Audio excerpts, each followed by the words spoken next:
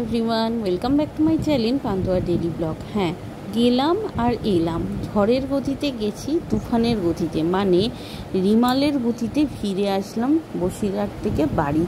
শুক্রবার দিন সকালবেলা রওনা দিলাম বসিরহাটের উদ্দেশ্যে। ভাবলাম যে এবারে কর্তাকে নিয়ে যাচ্ছি, স্মৃতিটুকু বোধহয় বড্ড বেশি মধুর হবে। কিন্তু এত ভাবনা ভেবে তো কোনো লাভ নেই।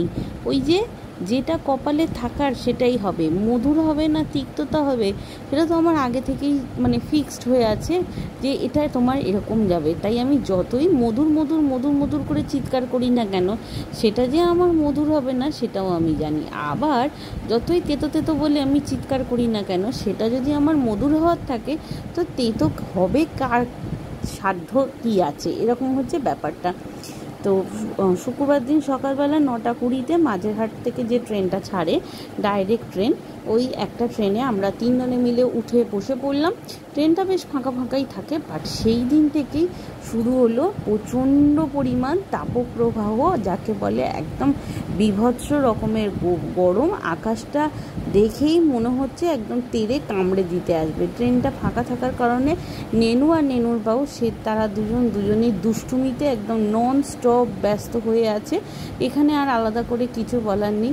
আর নেনু অপেক্ষা করে আছে কতক্ষণে ছোলা কাবলি ট্রেনে উঠবে, কতক্ষণে নেনু সেই ছোলা কাবলিটা এনজয় করবে। কিন্তু বসিরহাটে যাওয়াটা সুখের হলো, আসাটা মোটেই সুখের হয়নি। দেখো, নেনু ছোলা কাবলি কিনে ফেলেছে, গলায় একটা বাঁশিও ঝুলিয়ে ফেলেছে, নন স্টপ সেই বাঁশিটা বাজাতে বাজাতে ট্রেনে গেছে। আর আমিও এক প্যাকেট ছোলা কাবলি কিনেছি। আমি অর্পণবাবুই কিনে দিয়েছে আমাদের দুজনকে। চারিদিক অপূর্ব সুন্দর সবুজ দেখতে দেখতে গেলাম। যেহেতু ট্রেনটা মাঝেরহাট থেকেই ছাড়ে, তো এমন কিছু খুব ভিড়ও থাকে না। ট্রেনটা কোথা থেকে ছাড়ে ঠিক জানি না, বললাম ঠিকই মাঝেরহাট থেকে ছাড়ে, বাট মাঝেরহাটে যখন ট্রেনটা আসে তখন এই গোটা ট্রেনে হাতে গোনা হয়তো 50-60 জন মতো মানুষ থাকে। তো সেই কারণে বুঝতে পারি যে না, মাঝেরহাট থেকেই ছেড়েছে। বাড়ি চলে এসেছি, আর বাড়ি আসার সাথে সাথেই দেখলাম মা একটা বেশ গ্র্যান্ড অভ্যর্থনা জানালো। সেটাগুলো আর শ্যুট করতে পারিনি। ভালোই খাওয়া দাওয়া হয়েছিল, মাংস হয়েছিল, চিংড়ি মাছ হয়েছিল, ভেসা মাছ হয়েছিল, আমডাল হয়েছিল, প্রচণ্ড গরম ছিল, এগুলোই হয়েছিল। আর এখানে দেখো, নেনু তার দিনুর সাথে একদম এন্তার খাতা পেন নিয়ে বসে পড়েছে, ড্রয়িং আঁকতে বসে পড়েছে, বদমাইশি করতে। আর আমার বাবা আমার নেনুর পেছনে নন স্টপ লেগে যাচ্ছে, আর নেনু সেই হারে বিরক্ত বোধ করছে। কিন্তু আমার বাবার আদর ওইটাই, বারবার ওকে খোঁচাবে, ওকে ইরিটেট করবে, ও রেগে যাবে, রেগে গিয়ে আমার বাবার সঙ্গে মারামারি করবে। এইভাবেই আমার বাবা ওর সাথে মজা পায়।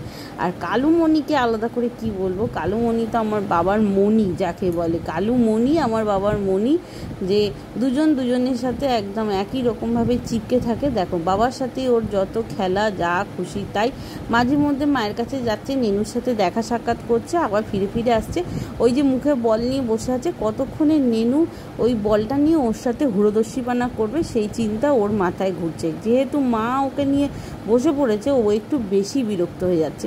যাই হোক, এই শুক্রবার দিন বিকাল থেকেই খবর আসতে শুরু করেছে অতি ঝড় রিমাল, যেটা কিনা আমাদের বসিরহাট চত্বর, সুন্দরবন এলাকা, হিঙ্গলগঞ্জ এলাকা বা ওই হাসনাবাদ নদী, টাকি, ওইসব জায়গায় প্রচণ্ড পরিমাণে এর প্রভাব বিস্তার করবে। আর এর ল্যান্ডফল ছিল হচ্ছে সুন্দরবন। তো সুন্দরবন আমাদের বাড়ি থেকে এমন কিছু ডিস্টেন্স নয়, তাতে করে বেশ ভালো রকম গুমোট একটা গরম দিতে শুরু করেছে। এরই মধ্যে শনিবার দিন সকাল, শুক্রবার রাতও কাটলো বেশ ভালো, শনিবার দিন সকালও হলো, বেশ ভালো মতো সময়টা কাটছে। তবে শুনতে পাচ্ছি যে 25 তারিখ মানে শনিবার দিন রাত্রির থেকে বেশ বা দুপুর থেকে বেশ একটা ঝোড়ো হাওয়া বা বৃষ্টি এই সমস্ত কিছু স্টার্টিং হবে। এমনকি মোবাইলেরও যেসব আপডেট দেয় সেগুলোতেও শুনছি যে এরকম হওয়ার কথা। কিন্তু কোথায় কি মারাত্মক গরম, কি প্রচণ্ড একেবারে দম আটকে যাওয়ার মতো পরিবেশের সৃষ্টি হলো।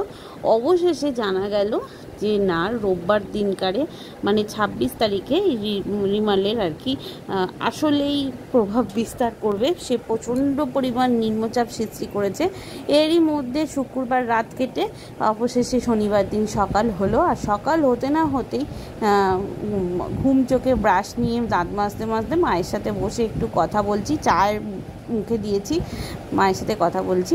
এরই মধ্যে আমার কাকু গেছিলো বাজারে, সেই ফাঁকে আমার মায়ের ভোলা এসে গেছে, ঘরের ভেতরে ঢুকে পড়েছে। আর ওই দিকে কালু চিৎকার করে ফাটিয়ে দিচ্ছে। আমি যদি তোমাদের না ভয়েস দিই তাহলে তোমরা বুঝতেই পারবে না কি তালগোল পেকে গেল। তো মা শুক্রবার দিন রাতেও মা পরোটা বানিয়েছিল, তিকোনা পরোটা। তো সেই পরোটা একটু বেশি ছিল, সেই পরোটা আর 4-5টা পেয়ারা মা ওকে দিয়েছে। বাট সেটাতে খেয়ে ওর পোষাচ্ছে না, ও ওইভাবে খাবে না, ওকে ঘরে বসতে দিতে হবে। কিন্তু ও তো একটা জানো তো ষাঁড়, গরু না কিন্তু। আর ওর বাবা মা দুজনেই গত হয়েছে। তো ওর হচ্ছে বাজারের রাজা, ও বাজারে যার কাছে যেটা পায় সে সেটা তুলেই খেয়ে নেয়। ওর ওই হেই হেই হুই হুই ওসব ওর কোনো ভয় ডর নেই। দেখেই বুঝতে পারছো খুব আদর যত্ন লালন পালনের সাথে ও বড় হয়েছে। আর এখানে দেখো না, মা খেতে দিয়েছে আর ও সেই খাবারটা খাচ্ছে। চলে গেছে রান্নাঘরে চাউমিন সেদ্ধ করতে, কারণ আজকে সকালের ব্রেকফাস্টে চাউমিন ছিল। আমি এখনও পর্যন্ত জানতাম না যে আমার যাওয়াটা হঠাৎ করে ফিক্সড হয়ে যাবে, শ্বশুরবাড়ি ফেরাটা। তো রোববার দিন সকালে ঘুম থেকে উঠেই আমি ফেসবুকটা যখন খুলি তখন দেখি অলরেডি রিমালের নানান রকমের আপডেট আসতে শুরু করেছে। আর অলরেডি রবিবার দিন দুপুরের পর থেকে একদম সোমবার সকাল পর্যন্ত 4-5টা ট্রেন বাতিল হয়ে গেছে। তো এই সমস্ত কিছু দেখে অর্পণের মোবাইলেও আসতে, অর্পণও দেখে দুজনে মিলেই ঘাবড়ে গেলাম যে না জানি কতদিন এখানে আটকে থাকতে হবে। বিশেষ করে আমার জন্য নয়, অর্পণের জন্যই। তো আমরা দুজনে মিলে সিদ্ধান্ত নিই যে না, আমরা রোববার দিন সকালবেলা হালকা একটু ব্রেকফাস্ট করেই বেরিয়ে পড়বো। যেমন ভাবা তেমন কাজ, তাই ঝড়ের গতিতে যাওয়া আর ঝড়ের গতিতে আসা। যেতে আসতে 3 ঘন্টায় সার হলো। বাপের বাড়ি যে কি ঘুরলাম সে নিজেই জানি না, তা তোমাদের সাথে আর আলাদা করে কি শেয়ার করব। দুদিনের এইটুকু ভিডিওই আমি তোমাদের সাথে শ্যুট করতে পেরেছিলাম, তাই এইটুকুই তোমাদের সাথে দিলাম। আজকে শনিবার, একদম ভেজ রান্না হয়েছিল। অর্পণের জন্য মা যদি একটু ডিম টিম করে দিয়েছিল, বাট আমরা খেয়েছিলাম আমার ফেভারিট খাবার, ভেজ খাবার।